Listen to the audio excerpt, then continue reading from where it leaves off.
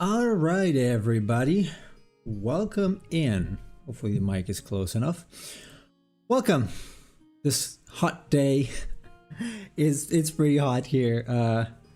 In fact, I just had to eat a cookie because I was hungry again. I couldn't eat much during the day because it was really hot, and I cannot eat much if it's hot. I hope everybody's doing well, and it's not too hot at your place. Hopefully, unless you're in Italy or in Europe somewhere, it's gonna be hot otherwise.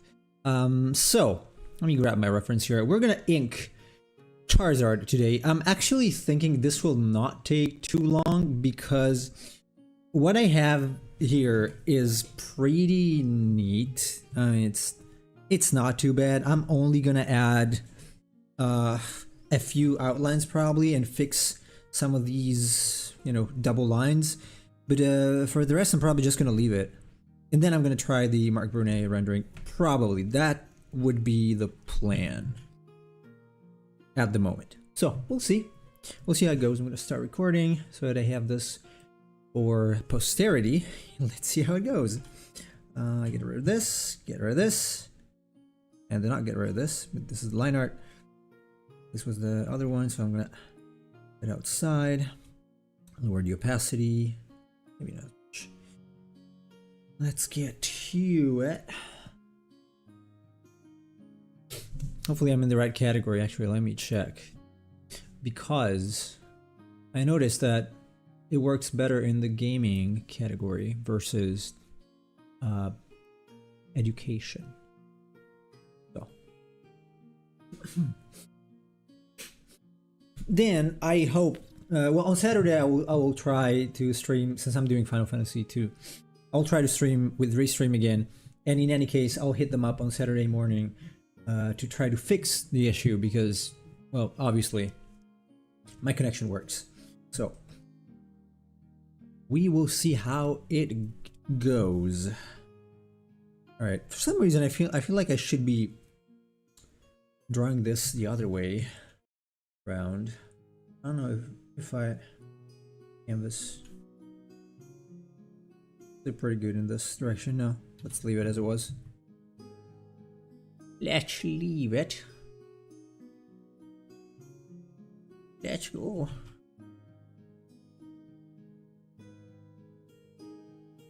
Let's go. I do have the Grand Blue Fantasy Dragon as a reference because I'm gonna be referencing that pretty often.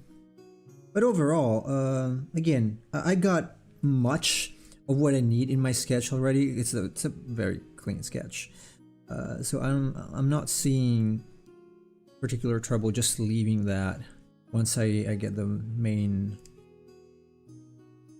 details. Again, I might have to make it thicker, probably. But other than that, should be pretty good to go.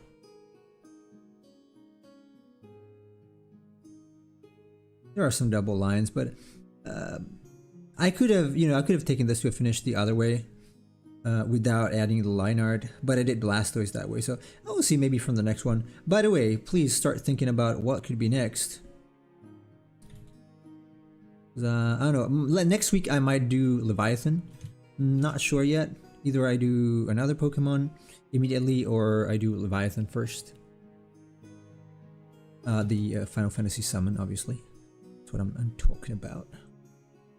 So either I do that first or I first do another Pokemon. I'm thinking Mewtwo maybe, or I don't want to do another dragon right away, so Mewtwo could be a good thing to do. I did Blastoise. I could do Venusaur. That would also be pretty nice. I didn't really have a sketch for it, so I would have to think about it. If you guys have any idea, feel free to leave it in the comment down below, and like and subscribe if you like the video. Hey, Mr. Leon Chase. It's going okay. I was a little nauseous this afternoon because it was really hot. And when it's hot, I usually have a hard time digesting. Heat doesn't do very well to me. So it was not exactly humid, but more humid than usual, and pretty hot. So being here with the computer and stuff, I was not feeling great. Now I'm good because it's not hot anymore. How are you doing? I was saying I'm still trying to fix the stream overall. Restream, so that's not done yet. You can hop in, sure. Let me open Discord. Discord.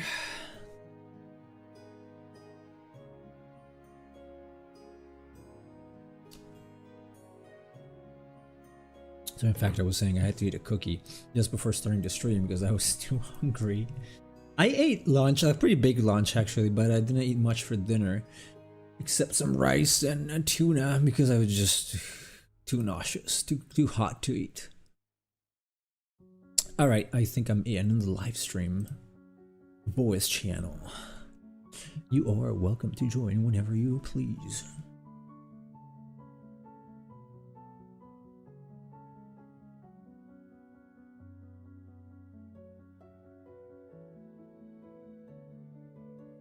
I hope. I'm pretty sure this heat actually will be gone tomorrow.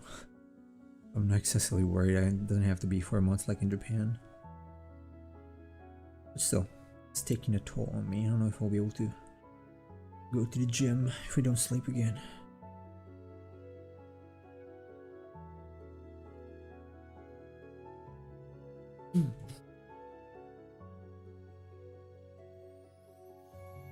Oops. All right, can you hear me? Yes, I can hear you. I'm pretty sure everyone can hear you, but let me check. Can you say something? Something? Hear me? Yes. Yes. Okay, yeah, YouTube is always... I put the low latency, but it's still higher than Twitch, unfortunately, so... It's good though, it works. At least that. I prefer that over disconnections. I'm guessing you changed the chat settings before the stream too. No, actually, so I found a way to have a stable one single chat window. My only problem right now is having it display correctly. I'm gonna have to do a lot of CSS work, I guess, if I want it to look decent. So I'll see what I can do. Unfortunately, it's not very convenient the way it is. But basically, by going to go live now, you get a chat on the side, and if you use that URL, it doesn't change. So that's pretty good. I had to Google it, obviously. I didn't know. Hey, Kevin. How's it going? By the way, how are you, Chase? Is it hot over there? Yeah, it's pretty hot, so I'm mostly staying inside. I was able to go out this morning. I usually go out for a walk right after I get up if I don't go to the gym, and it's pretty nice because it cools down in the night. So if you go before the sun has been up for too long, it's nice. Going great. How are you two doing? Yeah, I was saying it's been pretty hot here today. I didn't have much appetite because I feel sometimes a little nauseous when it's very hot, and so I had to eat a little bit before starting the stream. I was munching a cookie, a chocolate chips cookie. So. And I have not eaten today, but that's pretty normal for me. I wish I could do that.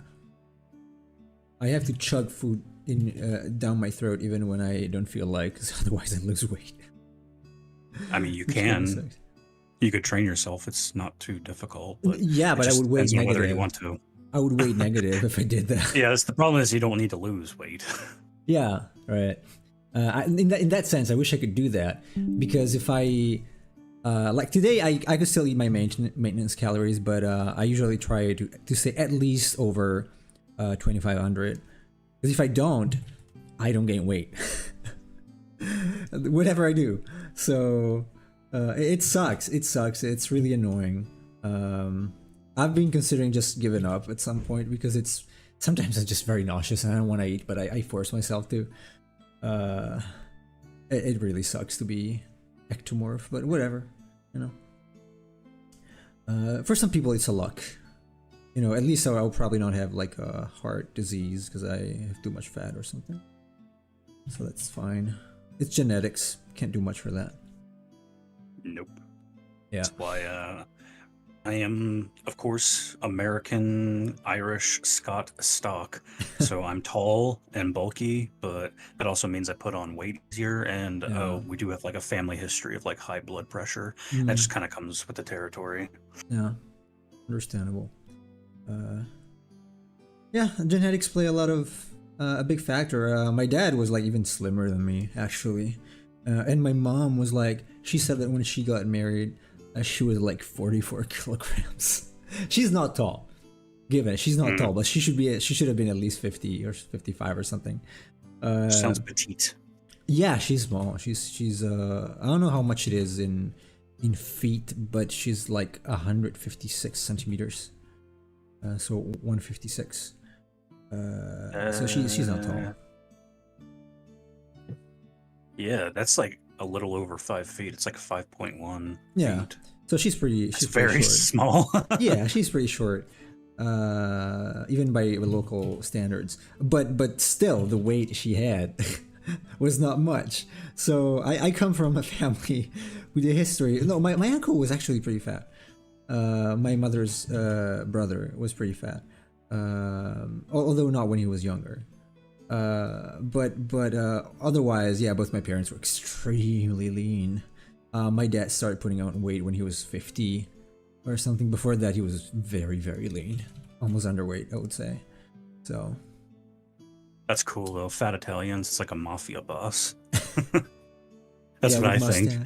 Mustache, Got a big cigar and white hair, and a rose on the pocket or something. Yeah, something like that. that's crazy. Your mom is that short. I'm over a foot taller than your mom. I am way taller than her anyway. So I am like, I think I'm like 5'9", 5'8". I don't know. I'm not sure. 175. So I'm not sure. When's the last time you hugged your mom? When I was shorter. Nah, I don't know. Not long ago. But yeah, it's not easy. I'm just curious, like, if you hug her, about where does her head end up on your body? Shoulder, more or less. Shoulder? Yeah. Okay, yeah. Because I'm thinking about this in my head. If I hugged her, her head would probably come, like, in the middle of my chest. That's how much taller I am than her. Yeah. So, yeah, she's... But this is kind of normal around here, like, for women. My sister is much taller, actually. She has 168.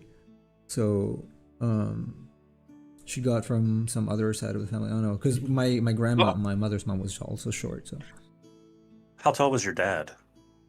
Shorter than me, a little shorter than me. Really? Like, yeah. Like 170 something. Well, just maybe because he was older. Now I don't know. Obviously, when I was tall enough, he was like 50 or something.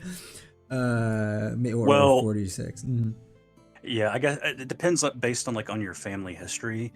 But if your dad and your mom were both short, it sounds like there's some sort of gene that got passed on that was sort of like hidden in the genome that you ended up inheriting. Because it is very odd that if your mom and dad are both short, that you would end up taller than both of them. But yeah, that's true. It's possible. I mean, he was almost my height, but yeah, she's still shorter than me in any case. But if there are other tall people in your family, then that makes sense. The gene would still be My there. uncle, I don't know. I haven't seen him in ages, but my uncle was not very short. Overall, yeah, all my family, yeah, pretty short. Everybody, pretty short. I'm kind of normal. I would say average. Not super tall, but not even short. Literally in the middle, like average for Italians at least. So I was very short until I was 14, and then I grew up all of a sudden and I became very slim, but I was otherwise fairly normal in terms of weight and fairly short. I was at my mom's height more or less when I was 14. But my nephew, my sister's son, He's almost as tall as I am and weighs more than me. He's a tank. So, and my sister is not. His dad is. So. Oh yeah, my nephew, he's only 12 years old and he's same age. Much taller than my mother. Yeah, same age. Same age. So, he's also 12. He's also a very bad guy. He doesn't read. I was able to get him to read when I gave him a Dragon Ball comic, well, manga for Christmas, but that was pretty much it. So, too bad. I know a lot of younger people here don't read, so that sucks. But we already talked about this several times. I feel like that's a trend in modern generations. They spend a lot of time online and they don't read anything. That's very unfortunate. Well, I actually know a lot of smart people that don't do any reading, like people in tech industry and whatnot, who basically make the argument to me that it's pointless to read because you can just go online and look up summaries of things like that. And I'm like, no, you're missing out on the experience and taking in the information. Yeah. Yeah, I'm glad I could find more time to, or I could make more time to read more consistently since a couple months, because it's been plaguing me. I was talking about it last year too, like, God, I want to read more. But now I'm doing it more consistently. I'm also doing some, reading some academic texts, or in any case, more technical books rather than just fiction. Actually, I got a book about, how can I say it? Well, it's kind of psychology of human interaction, basically. I don't even remember the name right now, but it's from a person named Vanessa Van Edwards, I believe. And it's pretty good. It's pretty interesting. I'm reading it obviously because I have to, I have to do this. I have to stream, so I have to understand how to interact with people on different levels and what kind of things you have to do and say in order to perform as best as you can, as best as you give the best you are to others. And it's very interesting. They're very interesting insights, and I don't think you can get that from random articles on the internet. I like the book. I like books as a form. What's the name of the book? I'm not sure. It might be Captivate or something. It could be. And it's based on a research they had. I've seen a Google like a Google talk, I don't know how it was called, about micro expressions, all that kind of stuff. It's very interesting. Very interesting. So yeah, I'm curious. I'm curious about that. I'll see how that goes. The last one I read, Deep Work. Yeah, it had some interesting insights, I guess, but more or less, there are more or less things that I was already doing, so not as useful as I thought it would be. So now I'm gonna go into stuff that's a little more useful for the things that I am doing in general. So I am still reading Hyperion because it is a very lengthy text. How long is it? For my standards, 500 pages. Okay, it's pretty lengthy, yeah. Which I'm not a huge fan of novels that are that big, just because for me, I feel like when you write a novel that voluminous, it's like you start to just put in extra details that aren't really necessary, or you're over explaining certain things. And I'll say by and large that the book does not do that. And it does feel like the length is necessary because I mentioned before that the book is like a sci-fi version of the Canterbury Tales. So you have all of these like 7 main characters in various sections of the book. Like each chapter is one of their individual tales that they're going through. So it isn't just like reiterating information. It's more like, okay, we're all going to this planet Hyperion and we've all been here before. What exactly is our experience, each of our individual experiences here, so we can figure out what's going on. And that structure makes it interesting because they're all very mysterious, and then you learn about each of them through their individual chapters, which I really like. See, that sounds interesting. I guess the longest I've read was The Lord of the Rings. That's very lengthy, but it's like 3 books combined, so You could say that for the Unfortunately, books. The Lord of the Rings kind of suffers from that too. It's very good, and obviously it's the standard for fantasy. But there are moments when you're reading it and you're like, do I really need all of these details? Is all Yeah. this necessary to the plot? Yeah. I was about to give up at In the Forest with Tom Bombadil because I was very annoyed. Then I did, unfortunately, but I did skip some songs and stuff because I was not interested.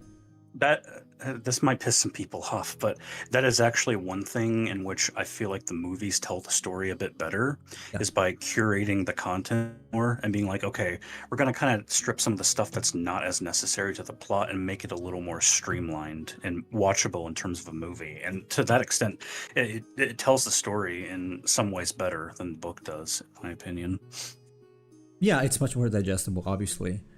Given I love the book, not gonna stay here and say the book is bad. Oh, me too.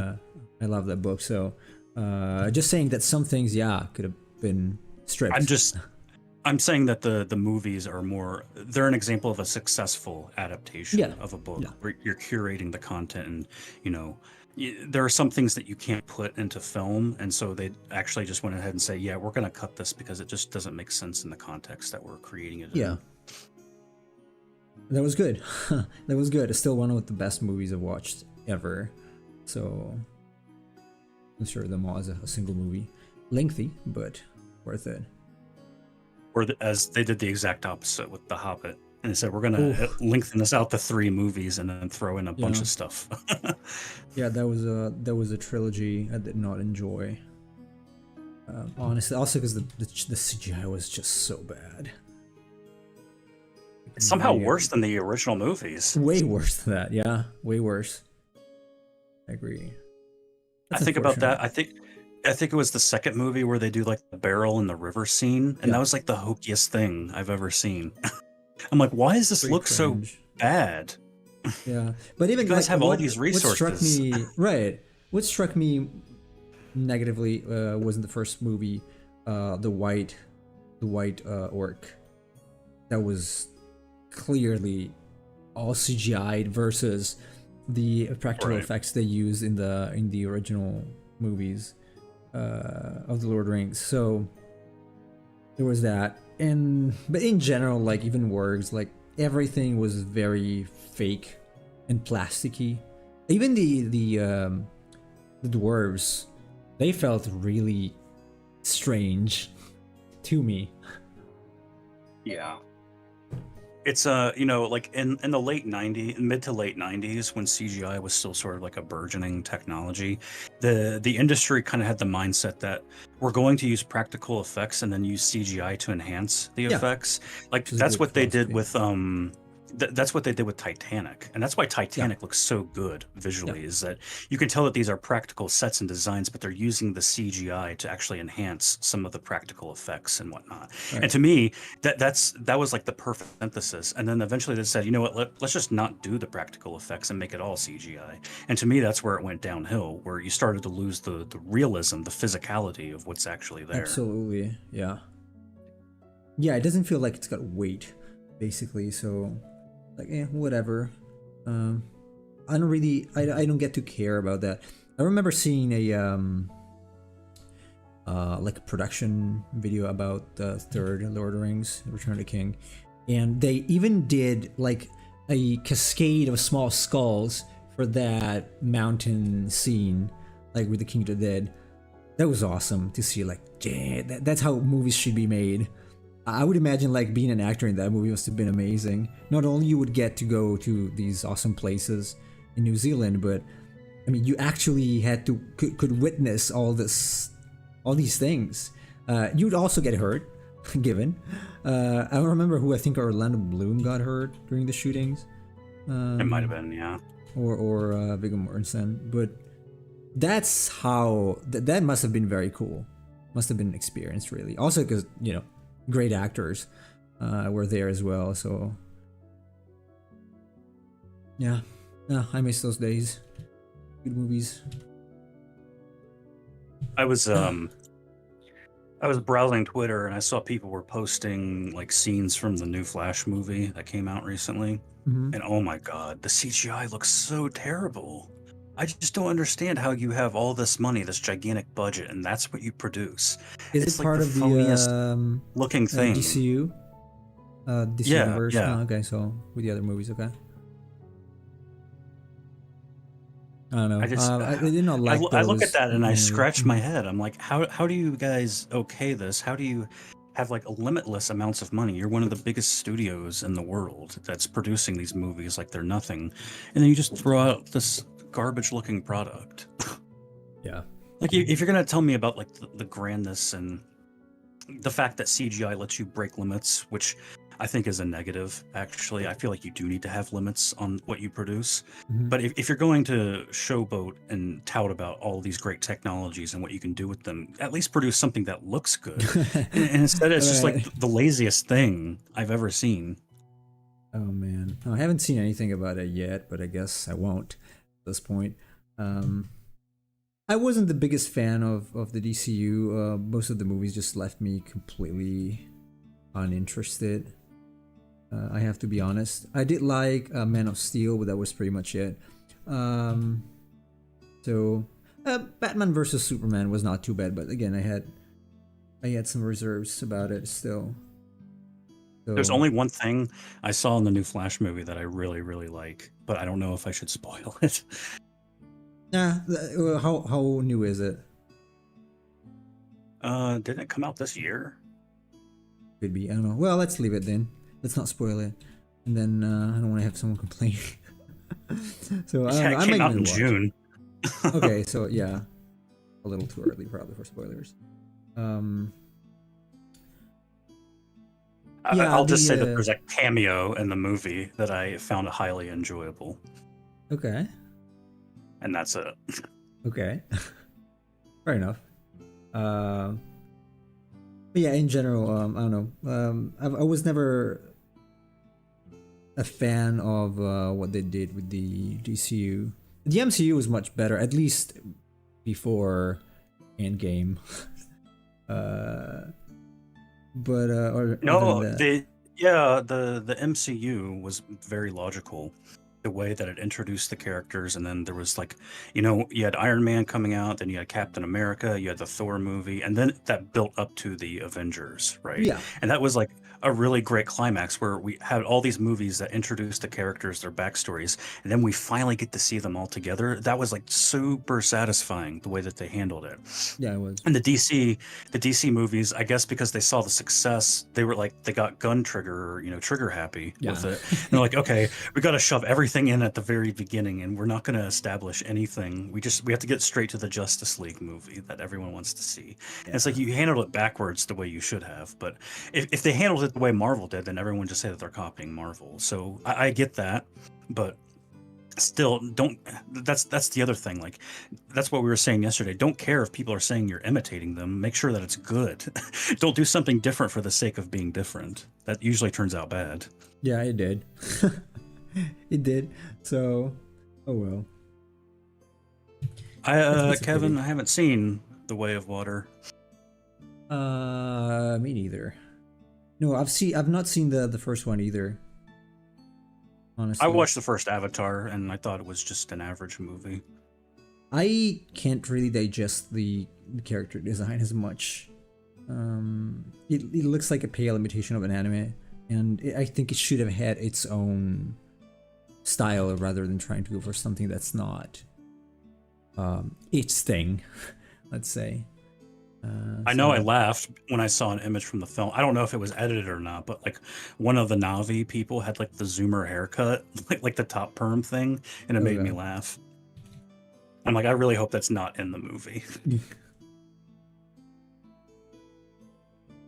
I've never really. I see a lot of people, or I hear a lot of people talk about this Avatar thing, but I've never really watched it or been interested for some reason. Is it any good?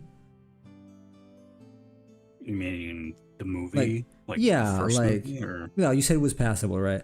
So, like, is it passable, like, on the more on the good spectrum, or passable, like, yeah, you can pass? if you watch it, you'll probably forget about it. That's Okay. the way to put it. It's not like it doesn't offend your senses or anything, but I don't know. It's like the equivalent of white bread. It's like, okay, yeah, you can eat this, but there's not like really any flavor to it. Okay. Okay, roger that. So it's nothing memorable, if anything.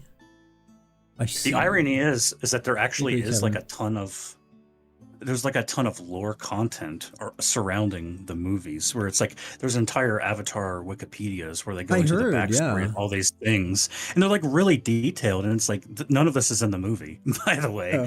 But it's like, you know, the Na'vi like have these instruments, and each of the instruments have like names, and there's like these deep histories of why they use them that's never explained in the film and whatnot.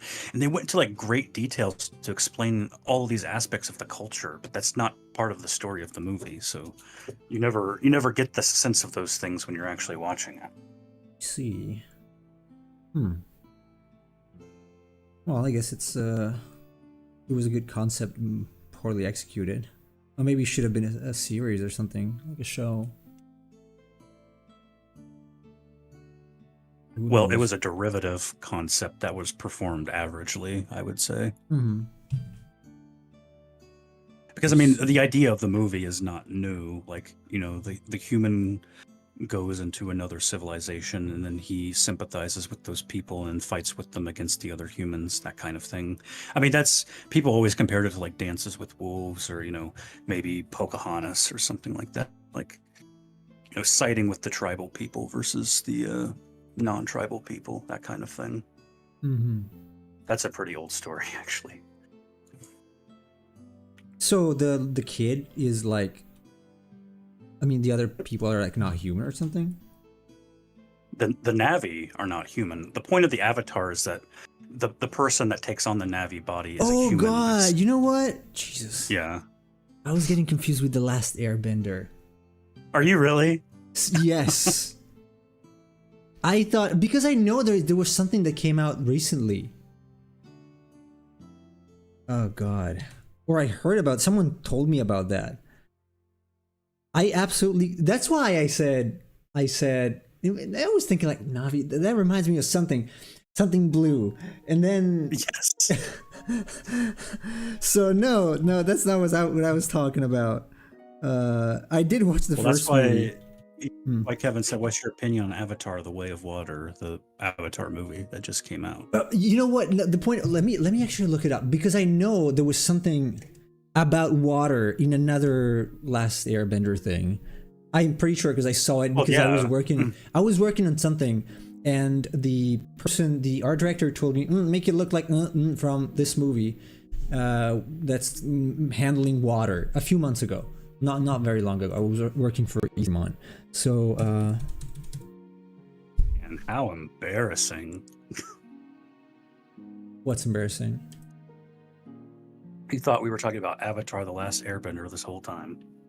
That's not that embarrassing. I don't feel embarrassed.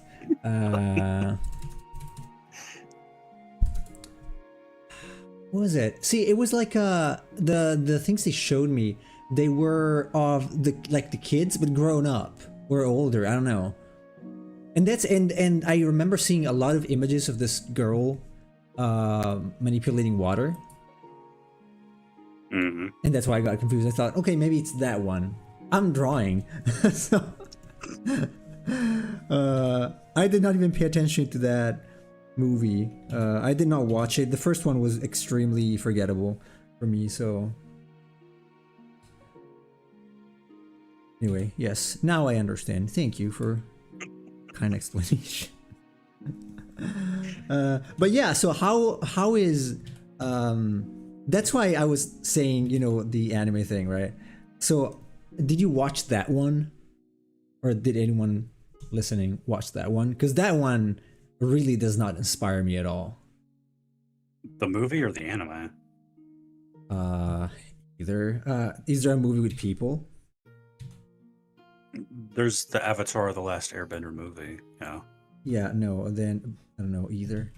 But the cartoon certainly does not inspire me style-wise. Really? Yeah. I think it's a pretty decent show in terms of the story and characters. I see. I know. Never, as I was saying before when I got confused, it never really interested me that much. So even less than Avatar, the actual movie with the Navi. So Yeah, Kevin, the Airbender movie was much worse than the other Avatar movie. okay, well, let's see. That's what I was referring to when I said I hear a lot of people talking to me about this, especially when I work, because a lot of people reference it, and They're probably talking about the show. Yeah, it could be. It could be. I have just no idea what they're talking about. I just don't know many people that reference the movie. I guess for how bad it is. If it's bad, I guess, yeah. Yeah, on average, directed like even directed by that genius M. Night Shyamalan. Who? Come on, you know M. Night Shyamalan. I might have heard the name associated. He directed like The Sixth Sense, Unbreakable, Signs, Lady in the Water. Okay. The Happening. Well, I heard. Yeah. Well, I've seen The Sixth Sense, not all of it, but part of it. Sixth Sense is like his only good movie. Well, actually, that's not true. I like Unbreakable as well. Let's see. You have to remember, I'm pretty bad with names, so whatever you're saying, I might know the thing, but not the name. So that's why I try to. I remember the names of directors and actors, so whenever I'm on here, I try to list the names of movies, since you probably connect with those more than the people in them. Yeah, that's right. By the way, Nemo, do you have a Voodoo account? You mean for performing like dark magic? No. I'm talking about the movie thing. No, I don't. Okay. Well, it's just like it's a website / app where you can buy movies, and they usually have deals on there. Oh, and I was going to recommend that you buy the movie Top Secret right now, starring Val Kilmer.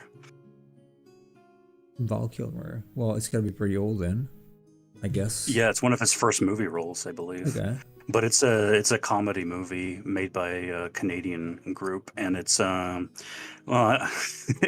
was watching it last night, and there's a few jokes that don't age well, but there's a lot in the movie that was making me howl with laughter. It's very much in sort of like the Naked Gun style kind of movie. I might. Didn't have it on Amazon, right? Yeah, well, I mentioned it on Vudu because right now it's on sale for $5 on Vudu if you want to get it. I'm gonna check it. Every week they have like $5 movies, so not bad. But yeah, he plays a singer named Nick Rivers, and his #1 hit song is Surf Skeetin', and it's a song about riding your surfboard and shooting shotguns at clay pigeons while you're doing it. It's like, we're gonna go surf skeetin', we're gonna go surf skeetin'. And it's just, I guess it's a like very funny movie. If it's the first movie, he must have been very young. Oh yeah, he's very young. But there's a lot of just really stupid jokes and visual gags. Like they go into a bookstore and there's like an old man and he's got the magnifying glass to read, right? And so his eye looks really big in the magnifying glass. And then he pulls the magnifying glass and it turns out his eye is just really big.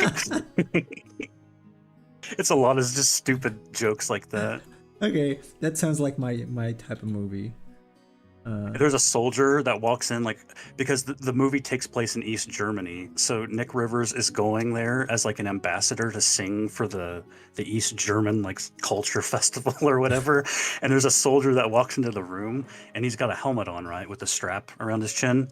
He takes the helmet off, and as he's holding the helmet, the strap is still on his face while he takes the helmet off. It's just stupid visual jokes like that. All right, that sounds like my kind of movie, and I might check it out. Really, anything similar to The Naked Gun is a win for me. So, the movie's great. It's awesome. Oh, yeah, I might check it out. And there's like a French resistance movement in the film, and so they're introducing all of the members of the French resistance who have like code names. And so one is named Détente, another one is named Chocolate Mousse, another is like Bonjour, and then like there's one named Deja Vu. And when they introduce the Deja Vu guy, he's like, "Mr. Rivers, have we met before?" And he says, "I don't think so." Right, because he's Deja Vu. I guess that's why. Stupid jokes like that.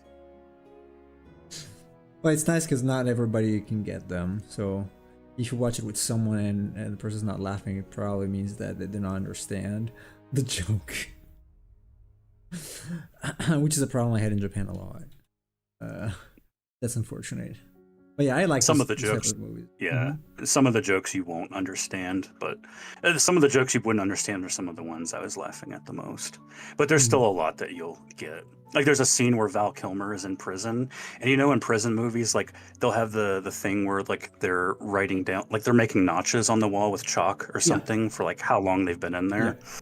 And then it shows him, and he's made like 20 sketches or 20 lines with his chalk.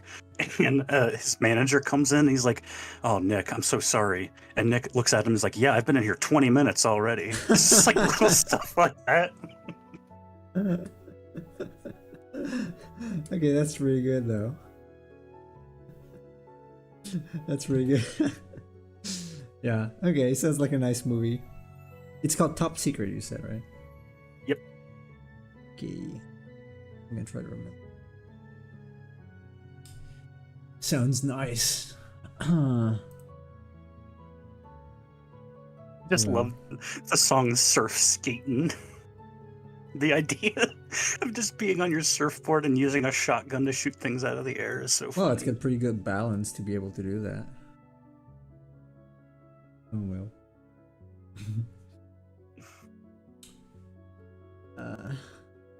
I might actually rewatch some older movies too at some point this summer. Especially Police Academy. It's something I do every now and then. Police Academy and Beverly Hills Cop. But especially Police Academy, because it's pretty much like this, right? Is it also from the 80s? This one, I guess, was young. Yeah, I think it was 1985, something like that. It sounds like that kind of comedy. So, 1984, yeah. Yeah. Classic. It's definitely worth watching. And even though he's young, he's still pretty good in the movie. Val Kilmer is. Yeah, I like Val Kilmer, yeah. Although when I was a kid, I hated him because he was Iceman. I don't know. It kind of grew on me as a face, I guess. I haven't seen him much in movies, but he's a good actor. Too bad he had that throat cancer. Yeah, it really is a shame. Yeah, it really messed him up. Oh yeah, Top Secret was his very first acting role. That's interesting. So if you want to watch Val Kilmer's very first role in a movie, go watch Top Secret. It's actually hilarious too. I think I am going to watch it. Maybe it's only an hour and a half, so pretty easy. Yeah, that was a standard length. Watchable. Standard length for movies back in the days. Which is good.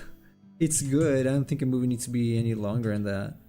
On average, like, unless it's something like Lord of the Rings, it becomes a little too much past 2 hours. So 1.5 is the ideal length for me.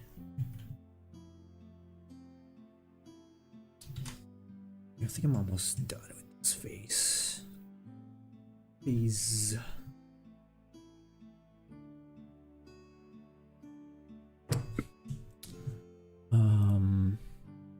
I wonder where all the people that came in the first day went.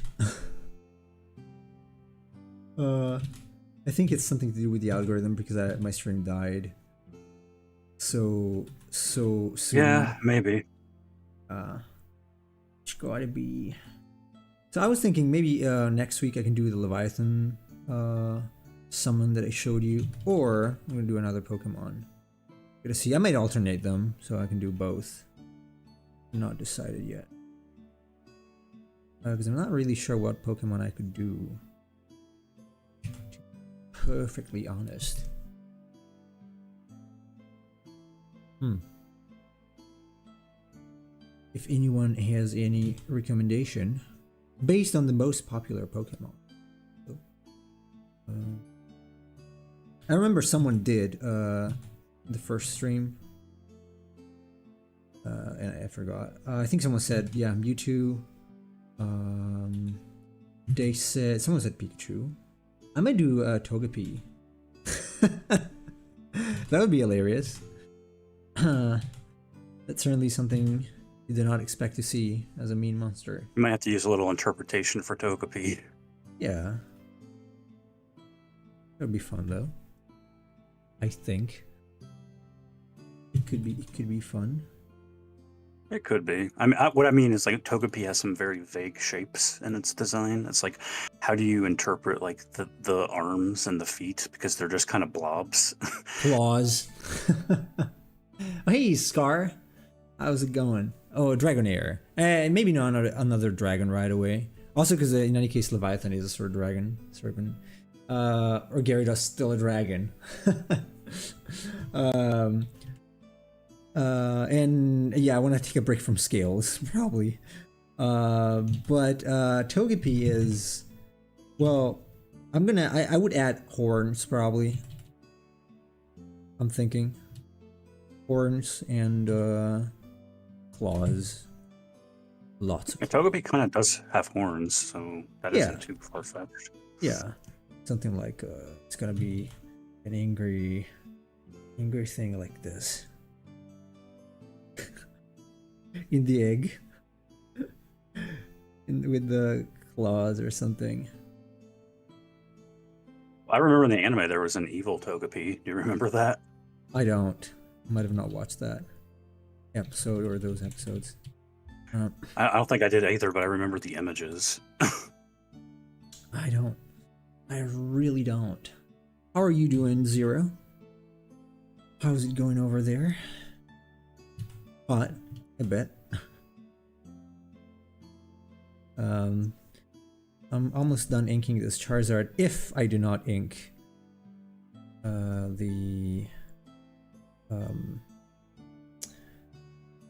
the details, because that's a lot of details to ink. That would take me the rest of the day, probably.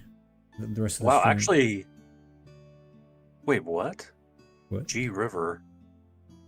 Oh yeah, she made one. Yeah, that's why I thought I could make my own version. Yeah. Yeah, she made an evil Togepi. I know.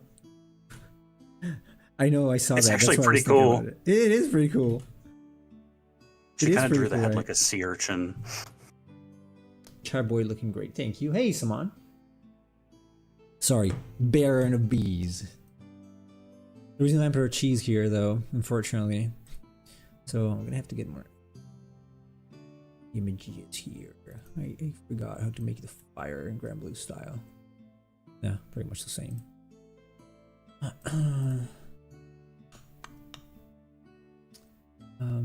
You know what? Nowadays, I tend to use.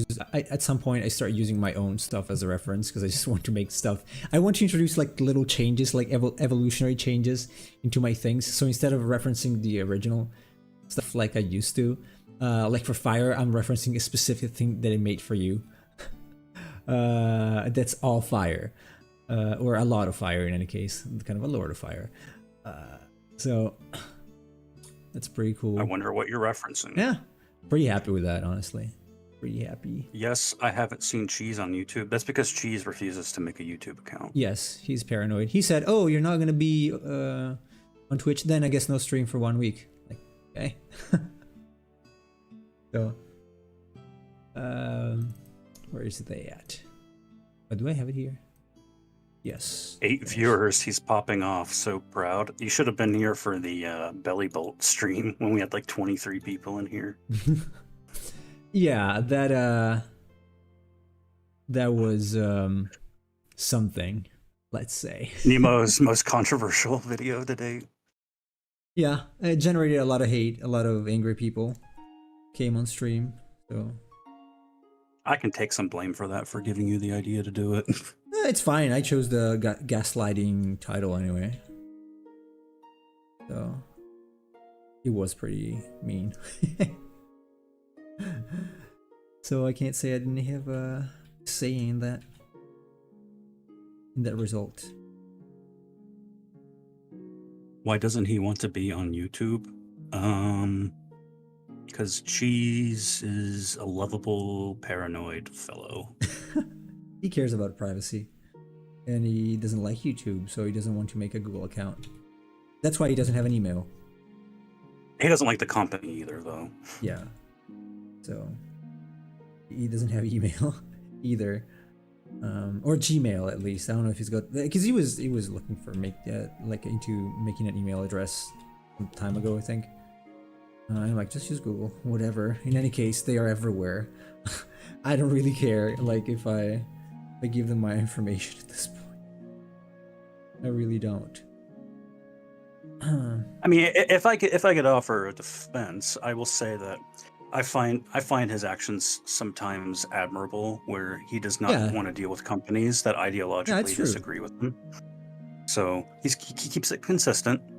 Yeah, he's very coherent. Absolutely. Gotta give him that. But I need views. The hell with coherence. Coherence.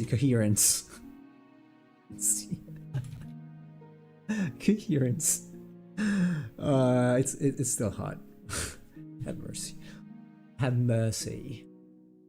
He's on Discord and Twitch, and he's not going on YouTube. Well, that was kind of the point I brought up as well. If you care about privacy.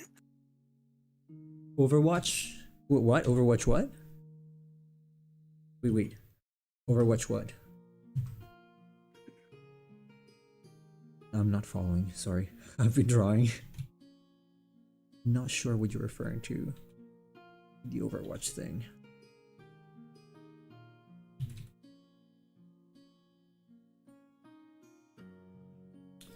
Fire. Great balls of. Balls of fire. Goodness gracious, great balls of fire. I love that song.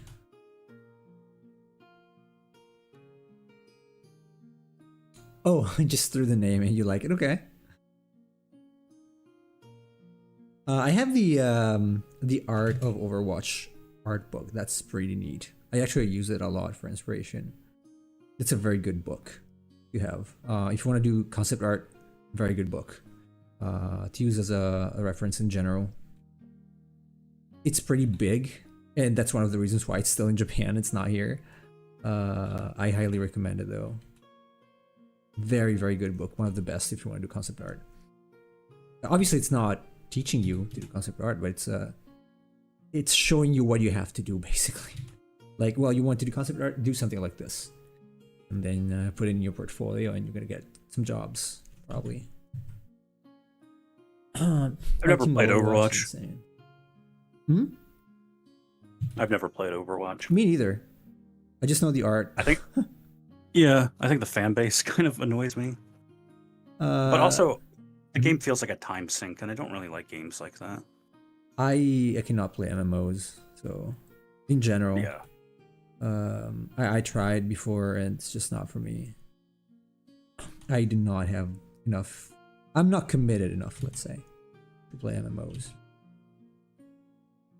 They have cool mechanics. I look up the like skills and abilities and get inspiration at times for stuff in my own game. But yeah, otherwise I don't really want to play it. Same.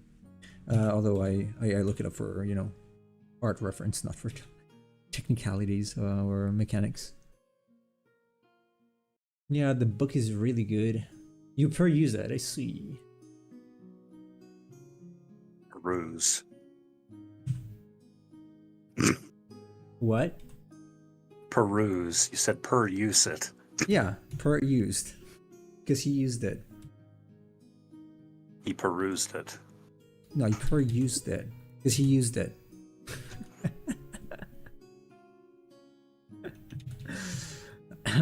All right, I think I'm gonna have to start giving Nemo some like English tutoring lessons on the side. I would very much like to receive that, because I'm self-taught and I learn from video games.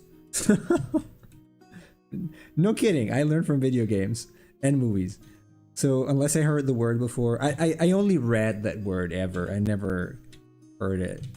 So I just guess sometimes. Well, hey, if you need someone to help you out, I have a degree in English, so I know. would be a good teacher. Oh, I know. Just wish I could spend enough time doing that. Because I'm literally not even able to do everything I have in a day these days. Okay. Peruse is a word. Yeah, per use is 2 words. I like both. Both are nice. Except one is correct and the other is not, I guess. Yeah, I don't like this fire. This piece of fire. Peruse is a word that's often used incorrectly, though. So it's a terrible game scar? People use the word peruse to mean like they skim through something, and peruse actually means to closely examine something. But unfortunately, people have misused it so much that now it kind of has both meanings. Okay. Well, I think I understood what you meant, so that's good. At least I know the meaning if I cannot pronounce it correctly. It's still good. Better than most people, I guess. Okay, so this is the naked Charizard. He's bald. She's bald like this. I don't think I'm gonna ink the rest though. I'm gonna let it speak through. Because I've got like, I think it's enough. I'm gonna erase the edges so that it's clean. Or not. I'm not even sure I want to do that. I kind of like it. Guess, yeah, probably gonna just go over the edges a little. But other than that, it's good. Actually, I don't need to do this. I don't. So why are you doing it? Because I realized I can just put it inside the mask and it's gonna be inside the confines already of the mask starring Jim Carrey. Not that, the mask. Not that one. Another movie I liked as a kid, Mask. Yeah, I still like it. And there was a cartoon as well that I liked, even more than the movie. Based on a comic book, which was a lot darker than the movie. Well, I mean, you can tell it's kind of dark in any case. There are some things that... there are elements. Yeah. But yeah. The original comic book really played more into like the mask kind of takes over who you are kind of thing. Like, it kind of does by the end of the movie, so he throws it away. So... Nothing in Vikings is inspired by that, by the way. Nothing? Nothing really. Learn from school and watching films and cartoons, but they were never able to teach me to write correctly. That's understandable. That's understandable. I care a lot about writing, more so than speaking, so it's, for me, I'm extremely anal at writing. I get some words wrong, especially in English, but if I had to choose, I would care more about how I write something than how I say it, because just how I am. Oh yes, Scar. If you're talking about women, Cameron Diaz in The Mask is peak Cameron Diaz. He's pretty attractive in that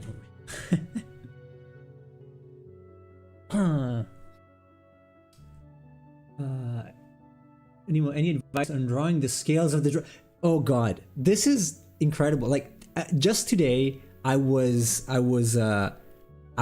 researching about that because I'm never happy with how long it takes to do it. And the only answer I could find is everyone who does that just draws every single scale. So the thing that I did here, which is basically drawing every single scale pretty large because I'm slow and I don't want to draw single small scales. But if you go look up RJ Palmer, RJ Palmer. Let me write it. RJ Palmer on YouTube. He's got a video. You watch his video where he draws Blastoise and Charizard. He draws every single scale.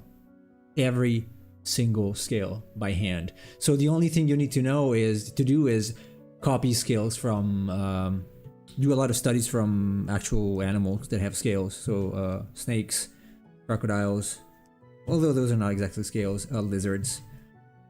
I was really hoping for some good advice, but especially if you are drawing a dragon, you probably don't want to do the classic fish scale. You know, this. You probably don't want to do that because it kind of sucks, at least for me. So for dragons, ideally you want to do interlocking scales, kind of like lizards.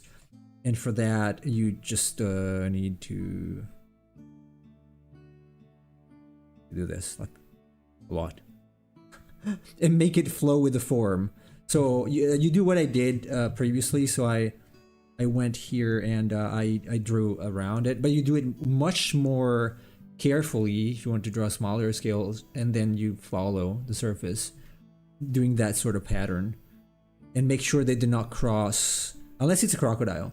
They do not cross, like, you know, this. Unless it's a crocodile, crocodiles have this, but they cross, you know, kind of like this, or they interlock like this. That's all I can say, because that's how everyone does it. Unfortunately, it kind of sucks. So, what's that video, Chase? It's an RJ Palmer video showing how to paint monster scales with an easy trick. Yes, but I don't like that. You don't? Okay. I don't like that one. Honestly. It links to his channel, so you can see more of his content. Yeah, I suggest you watch the one if you want to draw them, because that's how he goes. That's how he goes about painting them, and he uses Photoshop and he uses layer styles. I watched that too. I don't like that, so I default to his other initial videos where he is just like, well, just, you know, draw every single scale, but it takes ages. You didn't know he was in YouTube? Yeah, he's also on Twitter. Not very friendly, but whatever. He's a busy person. Oh. ChatGPT got an update today. Really? We're introducing custom instructions so that you can tailor ChatGPT to better meet your needs. This feature will be available in beta starting with the Plus plan today, expanding to all users in the coming weeks. Custom instructions allow you to add preferences or requirements that you'd like ChatGPT to consider when generating its responses. Huh. Interesting. Wow. So you can set parameters that, okay, in your answer, make sure to address this when you're giving me the answer, that kind of thing. Well, because right now it is ignoring everything. If I write, just give me the piece of code to do this, it rewrites the entire thing, and it's extremely annoying. Well, or if I'm writing it gives a paragraph, I'm like, just correct this sentence, and it proceeds just rewriting the whole thing. So, for example, a teacher crafting a lesson plan no longer has to repeat that they're teaching third grade science. A developer preferring efficient code in a language that's not Python, they can say it once and it's understood. So, interesting. Why is it going... What the hell is going on here? Why is it doing this? Where is the... There's gotta be a hole here somewhere. I don't see where... Where is the hole? Oh, there you go. Bingo. Nemo, you shouldn't sing that song too much. Why? Where is the hole? I can't find it. Oh, God. You know what song I was referring to anyway. This dragon has awesome skills. Thank you, Saman. I think it could be better. It could have been better if I were not lazy. But at this time in my career, the idea of sitting for 2 hours just drawing scales is not something I want to do. And that's why my drawings of dragons have always been extremely simple, like human skin or fish type of dragon. I do not have the sort of patience yet. What did you use for my dragon? I use this, like, I used this method I used for this one, pretty much, just bigger. Okay. But if I have to do like Palmer does, or RJ, that takes a long time. The way he does it seems excruciating. I don't think I can do that. I would shoot, my head off the neck if I had to do that. I don't think I can. I'm sorry. I just recognize my limits. I'm not that patient. I am, hats off to people who can do that, but I prefer this version of Charizard though, without scales. No. Even just, look at what I'm doing here. Even just having to ink all of those scales is like, no. You have to be extremely OCD to want to do that, and I am not that much OCD. I like drawing stripes on a tiger. I cannot make myself want to draw scales on any scaly monster. Dragon, lizard, whatever it is. Maybe I can do it. I can do it on a fish. And I can do it on a snake, because that's a pattern. But for dragons, you need to have dragons or other things. You need to have areas that have different scales and different sizes, because obviously you cannot have big scales where joints are. Otherwise, they cannot move, and it wouldn't make much sense. So.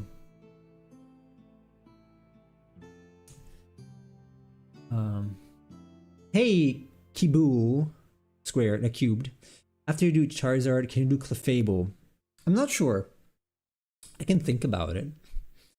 Clefable giving birth.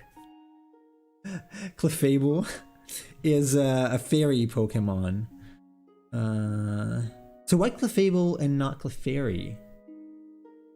Clefairy is even more annoying. I hate Clefable. I hate fairy Pokemon. Oh man, look at what I found. I gotta share this one. I think I agree. I think I do like Clefairy more than Clefable. Look, let me fill this, and paste. Clefairy was going to be the original mascot for Pokemon. Then they went with Pikachu. Really? Mm-hmm. Interesting. So even high level designers make mistakes. Look at the tangent. That is an incredible tangent. Right there. Look at that. That is bad. How did they not notice that? Either they cut it. Maybe it's just that this image is cut, but I don't think so. It was the official artworks. Whatever. Is that Granblue? Yes. Wow, that's a little embarrassing. It is. That's a very bad tangent. For someone that has a full department of people that do this and nothing else, right? Not just a single person. So. By the way, I started FF8 and I'm like 4 hours and it's rough right now. It doesn't get better. FF8 sucks. I like FF8, but there are some things like the drawing magic is not a very good system in my opinion. I would have probably not gone for that. Probably. No, I cannot think of very many positives of FF8. I don't like the story, the characters. I don't like designs are nice. The monsters are nice. I would agree with that. The monsters and the character designs I do like. That's probably one of the only positives. But yeah, if you don't like FF8 by the first disc, or you're probably playing the digital version, so they don't have discs. But the first disc of FF8 is everything up to Squall. Something happens with Squall. I guess I shouldn't spoil it, but yeah. Where Idea is in Junction tutorials are like 1 billion years long, and I still don't get it. The Junction system is another thing where that sounded cool in theory and practice. It's something different. It's a little complicated. Not the best, probably. Not the best system you could have. Yeah, the only things I like are the character designs for the most part, the monster designs, and then Triple Triad. Those are really the only things I like about the game. Triple Triad is cool. So cool, I'm gonna make a game that's similar to that. Selfie, oh god. I hate Selfie's hair. Selfie is the type of person I would have bullied in school, and I'm not a bully. I was bullied if anything. She's the worst of the main characters, yeah. God, she's so annoying. But Renoa is also annoying, but man, Selfie is something different. She really is. That's true. I think the only slightly bearable female character is Quistis, but even then, Quistis Am I like the only makes one some very. saying Quistis? I say Quistis like quest. Is it I don't Quistis? Well, whatever. It doesn't matter. Anyway, her, the blondie. Yeah. She's kind of a little more adult, probably. The other is, but still. Okay. I'm gonna experimentally go for something different here. I'm gonna go with the Blastoise treatment. Probably. I don't know. I'm debating whether I should do that or not, because it's gonna look strange. I'm gonna try with the first layer and see where it goes. Because if I do that, it's gonna look very shiny, metallic. Or I can go with the usual one, but that's gonna... Do I like how Blastoise looks? Do you guys like how Blastoise looks? See, it's a little different from the usual stuff that I make. It looks a little shiny, or shiny, metallic, a little bit, because of the rendering I used. I don't know if I want to go for this or the normal one. And then there is a mistake here, but who's this? Quistis, yeah, Quistis, yes, Quistis. That's what I say. Why are some people obsessed with drawing things giving birth? I don't know. I'm not. I'm not. If that is of any consolation to you, or constellation. Let me try. I want to try this and see where it goes. I want to try. In any case, I got time because I'm early, and yeah, I'm gonna try. Let's see where it goes. Let's see where it goes. Otherwise, I'm gonna go with the normal one because I'm not sold on that type of rendering. Oh, and the stream did not die, by the way. You guys noticed? Yep. So. Woe to you, Restream. Woe to you, O earth and sea. I like these scales. I'm happy I did not have to redo them. I might just I will probably adjust the line art later when I'm done sketching, or not. So basically, with this kind of rendering, the Blastoise straight out of Unreal Engine with its shiny, yeah. I don't know. I'm thinking I might just not do it. That's what this is what Mark Rune does. So it's the generic rendering that should happen. It should make things look three-dimensional even without line art. But I don't know. The point is that I feel weird painting the shadows. I think it makes much more sense to paint the lights, but I will just proceed as I usually do because I'm not used to it, and I feel like it's too shiny that way. I did not nail it yet, so I would rather have this one look good.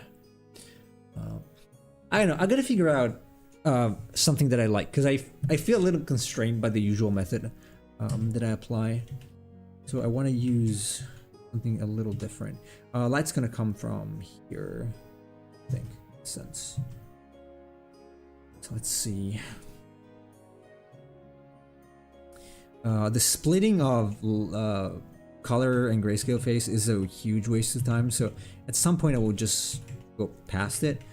But I'm so used to this process that before I get fast enough with that, it's gonna take some time and practice. I can do it. It still comes out decent, but not as fast as this. Unfortunately, given the difference in approach. Where's the light coming from in that drawing? Blastoise? Hello, Queen of Rodents. in Blastoise is coming from. So I use two things. The first is like applying a generic ambient light, and it's kind of like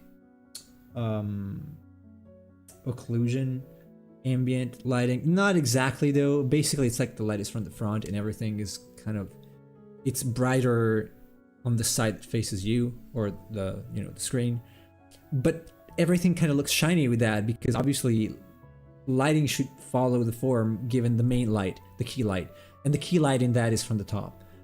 So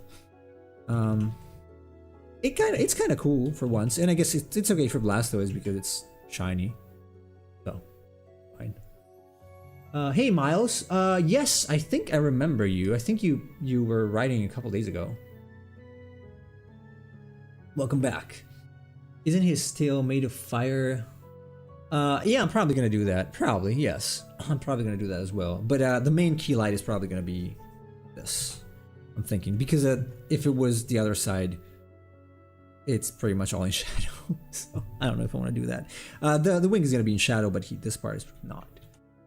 How are you feeling about the 7 Remake trilogy? I haven't played anything but a demo of the first one. I like the combat a lot. The combat was pretty cool. I did not ever play the game though, so I don't know. I heard there are some choices that were pretty questionable, especially with the specific thing that happens in Midgar. Obviously in Midgar, because that's the only thing, right? Yeah, I own Remake. I haven't played it yet, but I've heard about the story changes that they made, and I don't know if I agree with story changes in general. It's a remake, so it should have the same story.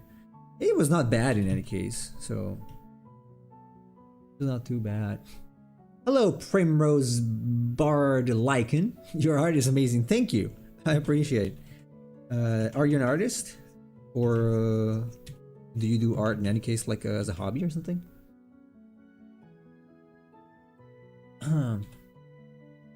Well, their name is Bard, so maybe they're a singer. Maybe. Are you a singer? Do you sing? Are you ballads? fat? No, come on. No. Let's not cast people away as soon as they come, please. That was so funny. Like one of the first times Kim comes on the channel, you're like, yeah. Kim, are you fat? Or Kim. And Kim is not fat at all. No, she isn't. No, we're not fat shaming anyway. If anything, we are skinny shaming because I am skinny. So. Well, not publicly.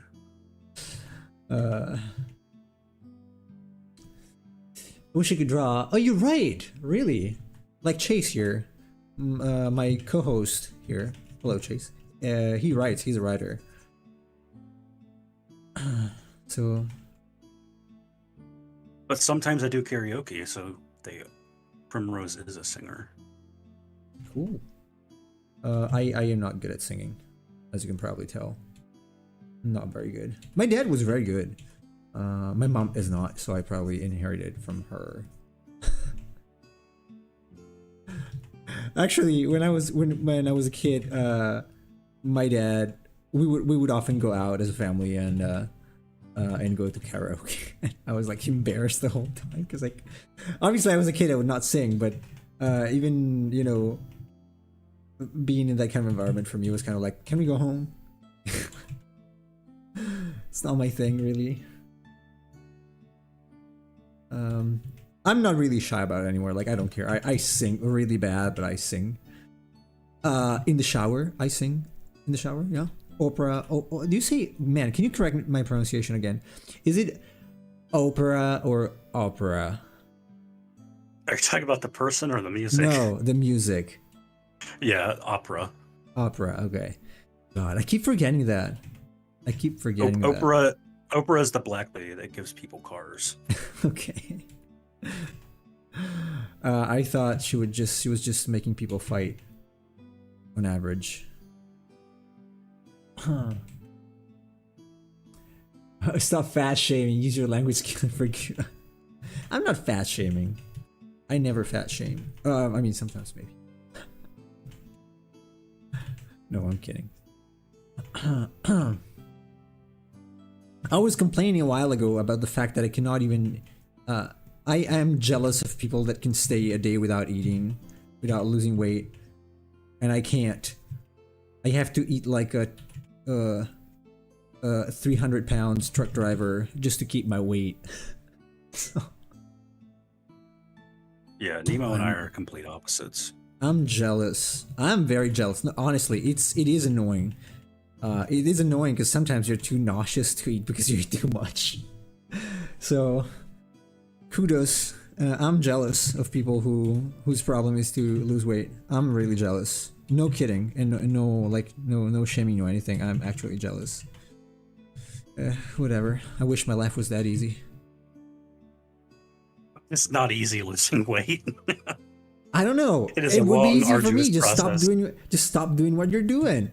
But I have to chug myself, like a chungus. A chungus. I don't know. Eat less. Eating. I feel like eating less is easier than eating more, because especially if you have trouble gaining weight. If you eat too much and then you feel sick, you're still gonna lose weight. That's pretty annoying. I don't know. I feel like it might be easier to. Oh shit! What did I do? It might be easier to lose weight than it is to gain it, but for me at least. Well, I think there's definitely something to that where it's you lose weight faster than you put weight on, depending on your practices. But in general, yeah, when you get to a certain point, it does take a while to actually shed the weight and get your body looking normal, as I know. That sucks.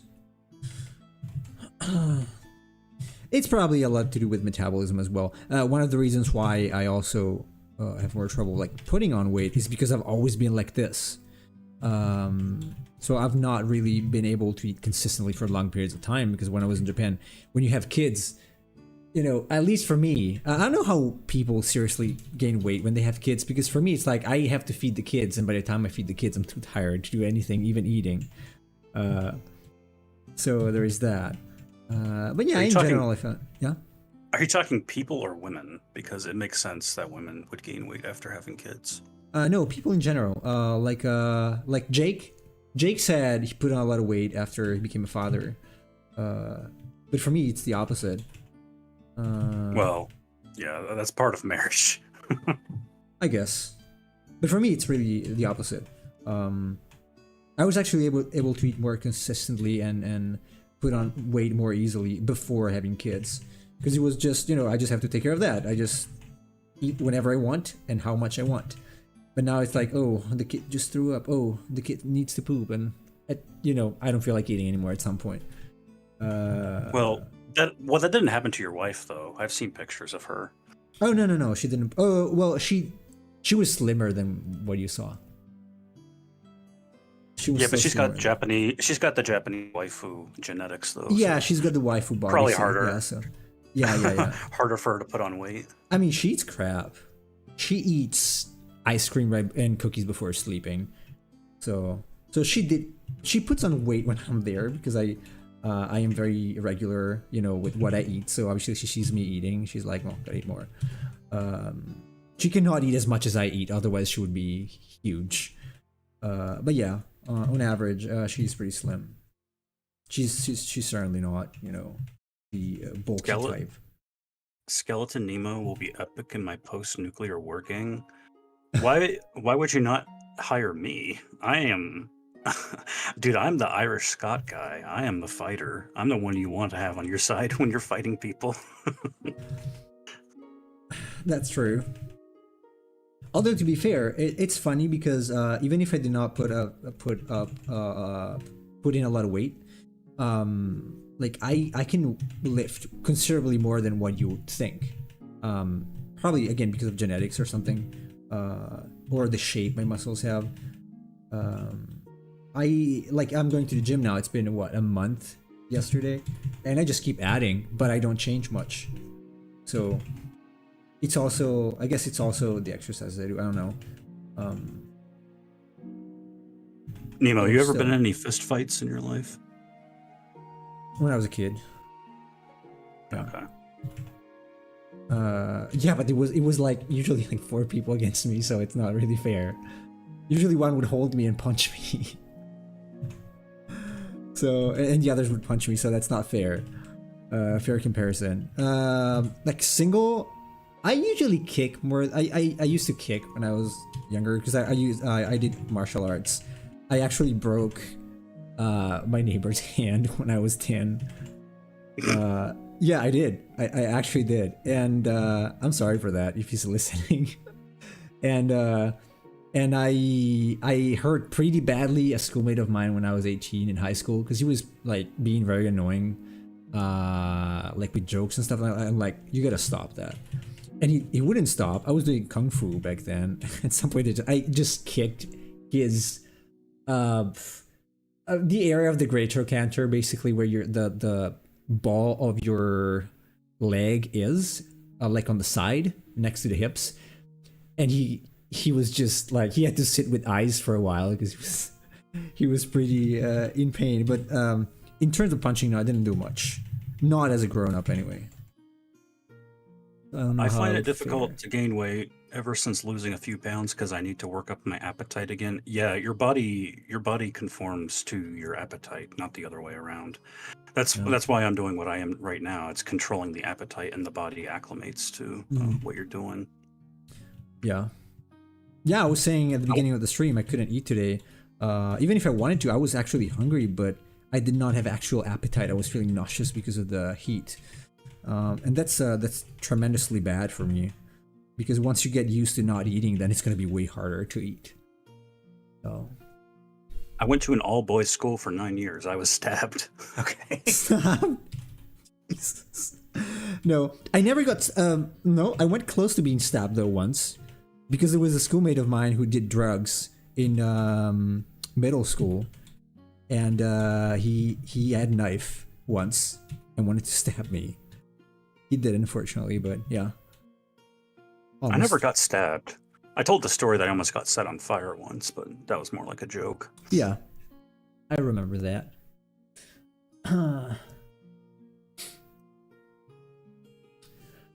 Broke my nose, my wrist, and damaged my jaw. Damn. I also went for an all-boys school for 9 years. I almost got shot twice. Jesus. Yeah, I'm not missing this sort of experience. I did not have.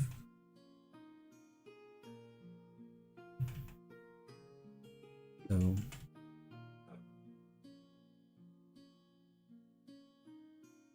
Move this too. Alright. One of the reasons why I'm wary of using this sort of method all the time is because of edges. Ah man, edges with this water fringe are a pain in the ass. A real pain in the ass. I was a kid who brought it. It was a kid who brought it to kill another student? God. Damn, okay. No, I was not involved in that kind of thing, fortunately. Not yet. I have not been yet. I suspect I will not be now. Or here nor in Japan. Probably. One never knows. That's so stupid. What could possibly piss you off about somebody else that you want to go to school and shoot them? I don't know. Well, there are people that get really angry, especially if they get bullied or something. I never wanted to shoot someone, but I wanted to hit someone pretty badly at some point. I just didn't because I didn't want to get in trouble. I did get in trouble a few times, but not because of that. And so I was like, you know what? I don't want to risk that. Because then I would go home and, you know, my parents would be extremely upset. So I was trying to stay out of trouble mostly, even if I wanted to kick someone's ass. Yeah, sometimes I didn't want to. Or several times. Good to see you getting through the art. Looks dope. Thank you. We'll see how it's gonna look at the very end. Hopefully not too bad. Fully full of hope. And school was really fun. I don't know. I don't know if I would call it fun. I don't like to feel like my life is being threatened, honestly. Not very much. There was fun stuff that happened to me in school, but none of it was like life-threatening. I did not have much fun in school, to be honest. Not at all. It was extremely boring and pretty useless here. Public school. It was supposed to be like, so high schools work differently here than the United States. You basically pick one. Instead of picking classes like you do there, so you have high school and then you pick the classes you want to do. You pick one that has specific classes and there are different places. And I picked one because I thought, hey, well, I'm going to do more computer stuff here because it was called like National Plan of Computer Science. But it's something like that. But it ended up not having computer classes at all, basically. It was mostly math, like really badly explained math and Latin. Latin, basically. Also badly explained, so I did not have fun at all. And the sucky part was that there was no laboratory time. So the only times we went to a laboratory, there was a half-drunk guy who would explain us how to make whiskey. Like, oh, you have to evaporate this kind of thing. It's like, sure, but I don't care. I want to know how to make things explode. You're not going to teach me that, I guess. Unfortunately. All of the fun stuff that happened to me in school. Okay, I got in trouble quite a bit, which isn't a surprise, but I mean, like one of the funniest things, I think I told the story before about the guy who pissed all over the floor because the teacher wouldn't let him use the bathroom. That was pretty funny. Jeez. They were doing like some sort of, it was in I think it was like physics class or something, and he was doing a presentation that he's like, I gotta go to the bathroom, and the teacher's like, you can wait until after the presentation is over. And he's like, okay, I guess I'll do it here. And while the teacher's up in the front of the class giving the presentation, he just takes like a Gatorade bottle or something and just starts pissing on it. Oh god. And it spills all over the floor, and there's like a huge puddle. Jeez. Dayton says, there was a kid in my school who was bullying my mates and I wanted to super kick him in the head, but I didn't use my word wisely. Yeah, at that age, especially if you're younger, you're kind of, at least I was afraid of getting in trouble, so I did. Now I'm not. But after a certain age, after 18 or something, I was like, you know what, I don't care if I get in trouble. In fact, I did get in trouble, especially when I kicked that guy. But yeah, before that, I didn't know.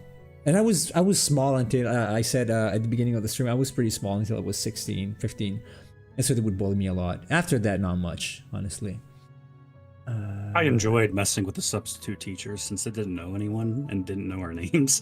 So I would do things to get in trouble, then tell them that I was somebody else, and then that person would get in trouble. I did instead. that too. I did. You know what I was doing? During school trips, usually it was the physics teacher who would accompany us, and when you go back to the bus. When you go on the bus, you have to count students because you've got to know if all of them are there. And so we would go there and she would be counting and I would be like saying other numbers to get her confused. Or if she asked for someone being there, I would say like, yeah, I'm here.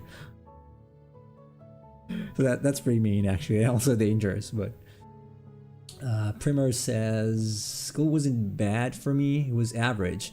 You had great teachers, good for you. I had horrible teachers, extremely dumb, very unprepared on everything. Which is unfortunate. Ooh, God, thank God I didn't copy anything. Spoilerish. Gotta be careful.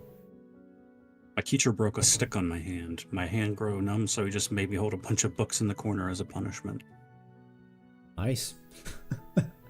Sounds like you have a corporal punishment there. No, we don't here. It's forbidden actually. I think a teacher can No, we don't. Yeah, we don't have that here. I'm saying this on. Yeah, he's talking about it. I think the teacher can go to jail if they do something like that. Nowadays it's even too much. Like it's too much on the other side. Like even verbally addressing someone is considered harassment. So It's too much. I'm gonna subscribe real quick. Thank you. Yeah. Oh, by the way, for some reason the bot doesn't work, but we have a Discord, everybody. If anyone wants to join, let me quickly grab the link from Discord. So we have a creatures hub. So feel free to join.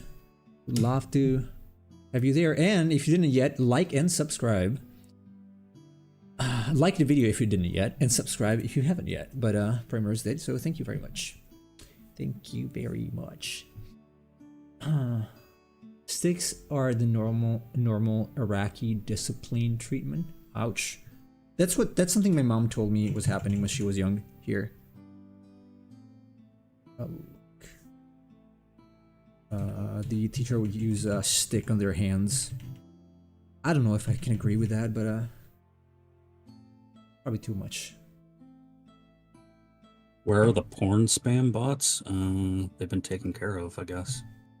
Links are forbidden by default. I cannot enable them even if I want to.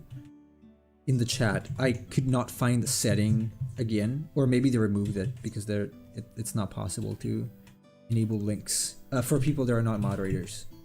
Even if I made Streamlabs moderator, I'm not showing those, so I don't know. I don't know. Don't know. Don't care. The sticks worked. I would hope. Well, yeah. Something else can work as well. I'm pretty sure lots of punishment could work. It's whether it's ethical or not. Yeah. I mean, I'm sure threatening children with like electric chairs would probably be efficient in changing their behavior. I don't know if that's ethical. Yeah, I don't do it to my kids. Might consider it. No, I'm kidding. I'm kidding, YouTube. I'm kidding. I'm kidding. Eat your broccoli or you're getting an acid bath. No, I am not a very efficient at punishing. I'm soft. Even if I have to be the bad guy because my wife is too soft, I have a very hard time punishing my kids. In fact, I remember once, I might have told this story already, but my son, I did something bad. He didn't want to eat or something, or he was hitting his sister. I don't know. And I'm like, okay, you know what? You're not gonna play Zelda anymore. Not today. You know, TV goes off because you didn't do that. And then something happened, and I wanted to play because I was like super stressed with work or something. And I was playing, and he was watching, and he said, "Hey, didn't you say I couldn't see Zelda or play Zelda today?" Like, yeah, you're right. So, unfortunately, I am pretty soft. He reminded you yes. of the punishment? He's 4. He's very smart. And I'm like, you know what? Never mind. Never mind today. It's bonus because I'm stressed. I gotta play a little bit. Well, you know what? That means he's honest. So that's a good thing. Oh, he's very honest. Yeah, he's very honest. I cannot. He's a great kid. He's honest when I'm. Let's say he's honest when I'm around. When he's around his Japanese compatriots or his Japanese relatives, he tends to ingrain the modus of the people, so he starts lying. Because for them, lying is fine. For me, it's not. So he knows that I don't like lies, and he tends not to lie when I'm around and when he spends some time with me. My policy at home is not to lie, even to them, like to the kids. If I have to say something, I do not find excuses. I'm like saying it. Obviously, whatever you can say to a kid, you cannot explain complex topics. You might use analogies or you know, something similar, but I'm not gonna lie to them. I think it's a bad idea, unless it's inevitable. Like it's gonna be difficult to explain if someone dies, for example. I did though. Like when my dad passed away, I told my son, you know, this happened, because I think it's better to just tell the truth. I am a chronicle truth person. And so unless it's extremely necessary for specific reasons, I tend not to, even to kids. So. It's still me and my bro, and I'm 20 years old now.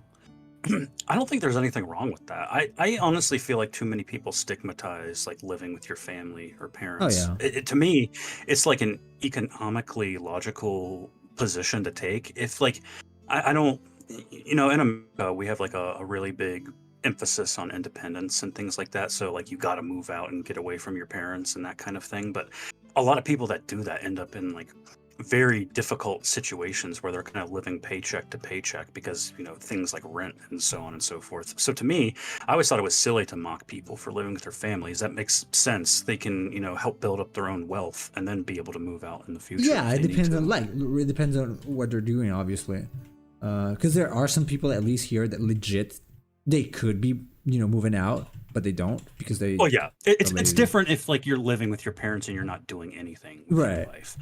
But if you're working, then yeah, I totally understand that because listen, like buying your own house or even just renting an apartment nowadays, is expensive as hell. Maybe a few years ago it was a thing. Like you were expected to have your own house, and it was actually possible to do that. But nowadays, it's pretty much impossible. No, I looked into it. It's like who's ever gonna give me a loan? I cannot buy it in cash, obviously, and banks don't give you loans. If they give you loans, they have impossible conditions that just make you give up before even starting. So it's really hard nowadays to just go and live by yourself. Very hard, unfortunately. Yep.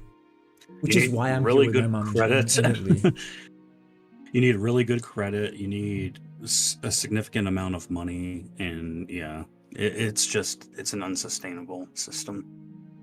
Yeah, it sucks, but it's absolutely fine. This is one of the good things about our culture that we try to keep family around us for the most time available, unlike the West, who always encourages moving out. Yeah, again, it really depends. Like some people should move out. Like some people are genuinely if you have the capabilities to do so. Yeah, like my wife's brother, oldest brother, he should move out. Jesus. I'm not saying he lives at my place, but he lives with his parents. He should really be moving out. But that's not true for everybody. So. Huh. Well, I mean, with the Western perspective, there is a point about maintaining independence and being able to break away from those kind of things. I understand that. The problem is that for fewer and fewer people, that's becoming less of a reality. And that's largely because of their economic situations. And, I mean, we can get into a discussion about building housing and things like that and the pitfalls and whatnot. But it really annoys me when I hear older people mock this and they see the statistics and say, wow, so, more and more people that are older are starting to live with their parents. And they see this like as a point of ridicule. And it's like, do you not understand the economics of this? Or do you not understand the environment?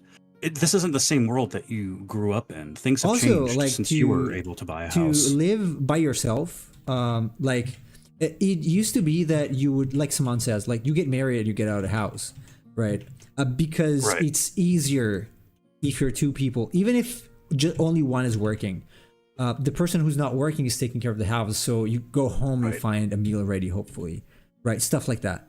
But if you go out by yourself, it's not easy. I know, because I lived by myself for a long time, and it's not easy. It's just not convenient from an economical standpoint, because bills are more expensive, obviously, but from a practical standpoint as well, because you live alone, you get hurt, and what do you do? Like, how do you move around? How do you do groceries? How do you maintain the house? Right. So if you get hurt and you live alone, you still need someone to help you to do things like going to the grocery shopping and stuff like that. So it's not really easy to do. Oh my God, having to work a full-time job and then afterwards having to go do grocery shopping, then come home and clean the house and make sure everything is maintained and everything's properly organized, pay the bills, all that garbage. Doing that on your own is not easy. No, it's not. It's really I've done it for a long time, and it's not easy. So, Chase, ask them how much you think a house costs now. If they said 30K, just know they're out of touch. Yeah, dude, you can barely pay for an apartment with 30K these days, let alone a house. it's not even a garage with that money here. You're looking for, if you want a detached house that's not an apartment, you're looking 10 times that here. More or less. Almost 10 times that, so. That reminds me of that video of the guy who is talking with the woman on the street, and she's talking about her preferences for men, and she's like, he needs to make at least 6 figures. Yeah. And Sure. the guy asks her, he's like, how much do you think the average man makes? And she's like, I would say probably like 90,000 per year, that kind of thing. And he's like, no, the average is more like 40 to 50K for the average man. And she was like so stunned. A lot of people just don't understand how much money average person makes per year. Yeah.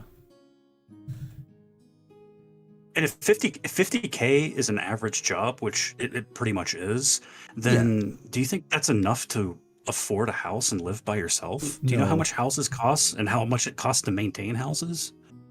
No, buying a house is more than just buying the house itself. Oh yeah, usually like when you see the price of the house, you got to add to that. You got to add the expenses for lawyers and whatnot to pay for the whole procedure. It's not as simple as that. And then when you buy the house, you got to pay taxes on it. At least here, I don't know about the states, but here you got to pay taxes, a lot of taxes. And you got to, obviously it's not like you're renting an apartment. You got to pay everything, every single thing that breaks, you got to replace. And you got to furnish and maintain it. Right. So it's not easy. It's not a joke. I would like to have my own place here. I have one in Japan, but not here because it's just insane. Especially and even if you can get a loan, you're gonna have to pay that for what, 30 years?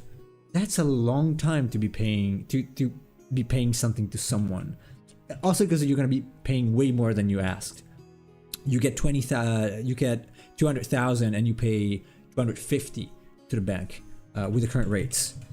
So is it something you want to do? I don't like to stay in a rented place, but sometimes it's like, what do you have to do? Because you have no alternative.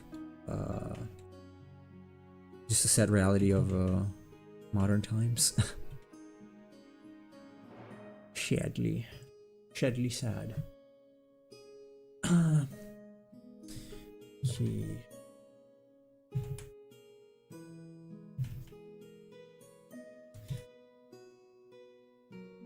Would be nice. So one of the things I want to do at some point is just have my own place here in Italy as well, and for when I will retire or something. Because I am a collector in my heart, and so I want to be able to get something like books, like very good editions of books, and store them forever. That's why I like this place here. Like, 'cause nothing ever happens. Like, there are no floods, no anything. This place where I was born, it's actually pretty safe. So, no volcano nearby, nothing of that sort. No tsunamis, no landslides. So, one day, maybe, hopefully. Yeah, but then you have to deal with Italians. God. Yes. But hopefully by that time, the country will be a little better. Hopefully. And I'm kidding for all the Italians who are listeing to me and say, you I like fat the American lifestyle. pig. I honestly like the lifestyle here much better than I like Japan. It's just more friendly. Like, no kidding. no, I'm not kidding. It's better. It's way more friendly and laid back, and you kind of feel supported by everybody.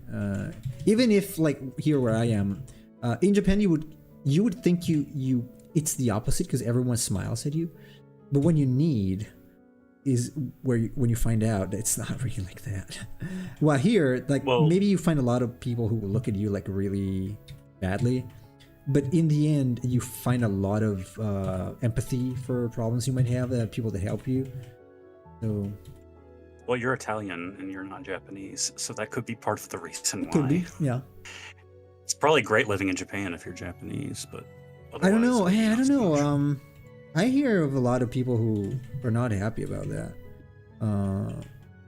It depends. It depends. Like, if you do not have, uh, if you do not have, opinions, I guess it's fine. I have opinions, and I don't like to follow the herd.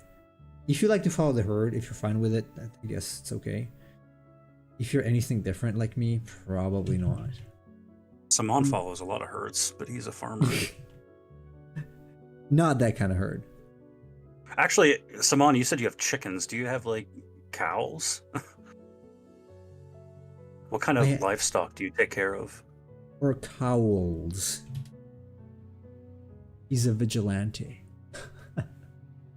I'm sure there's probably lots of cowls where he lives, people wearing them. Could be. It's a cultural thing.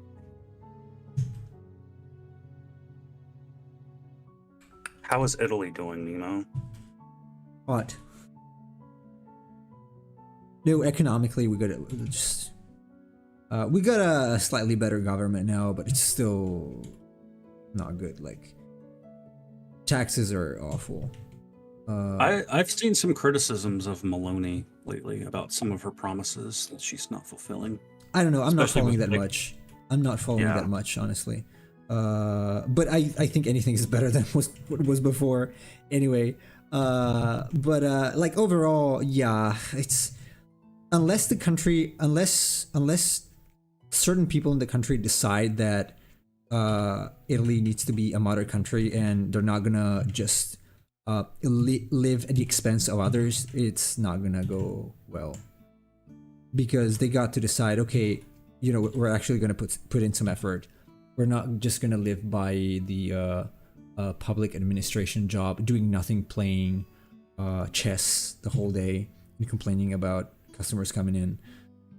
If the mentality of people doesn't change, there is no hope. But it's difficult because when you try to do something, you face lobbies and whatnot. So I don't even know if there is this kind of.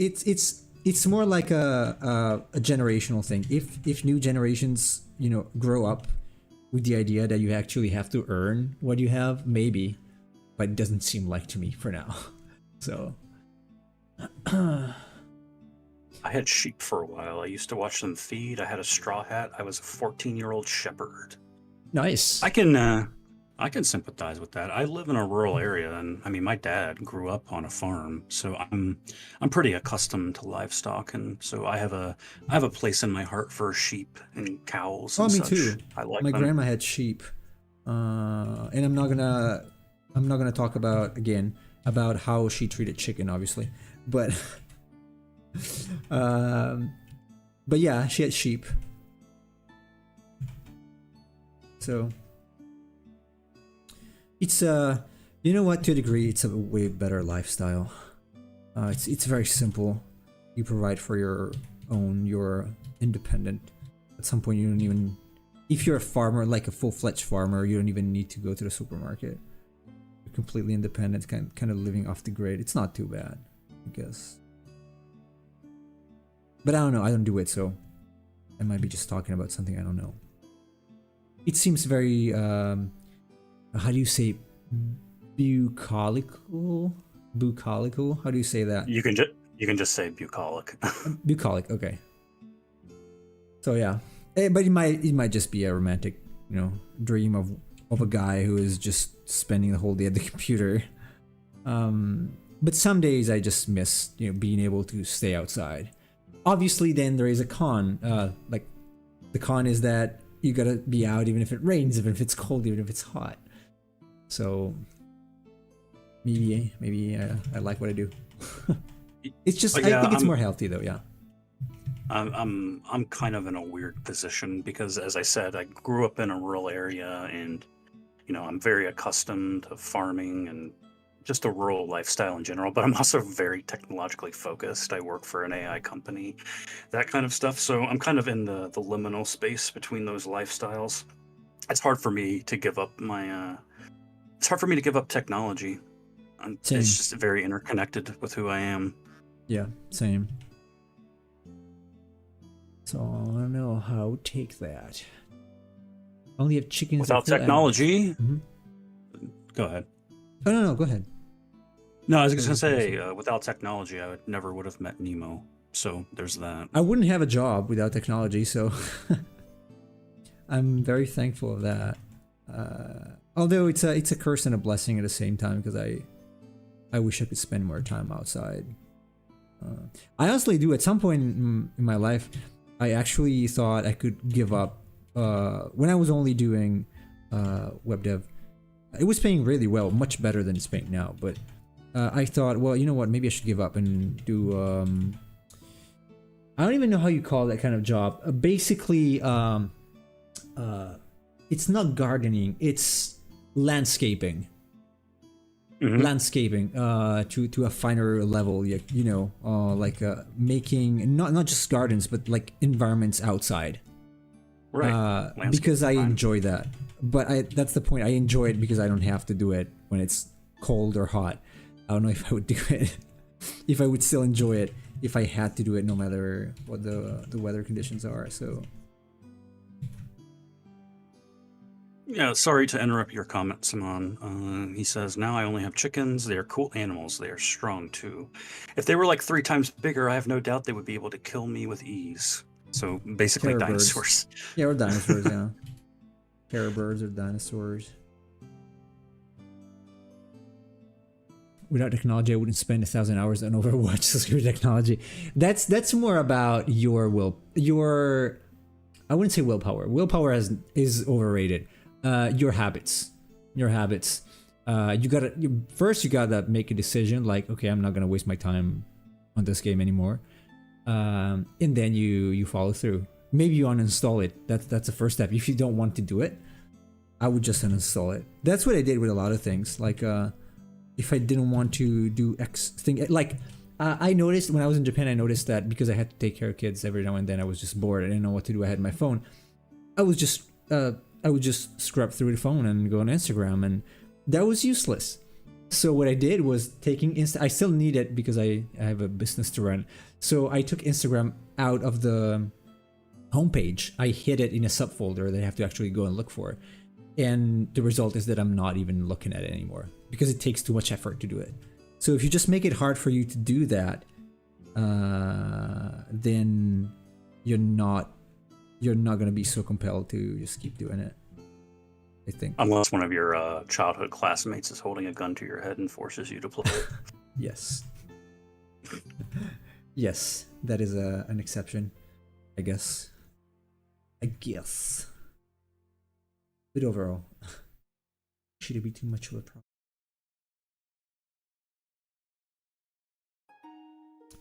Overwatch has that one good game every 3 days that keeps me coming back. Okay, so it's like gambling. it's the gambling rule. What's it called? Reward.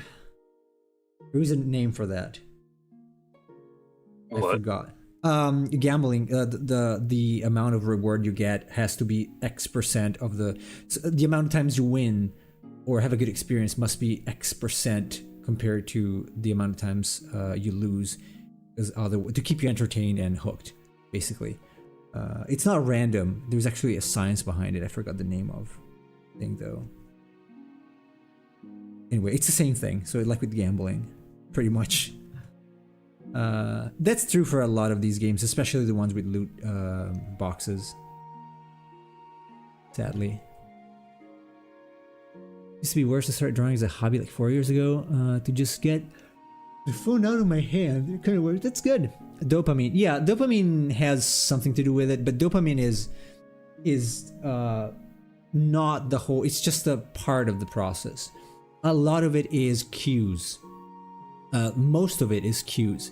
So the process is cue, craving, execution, reward, and if you stop it at the cue.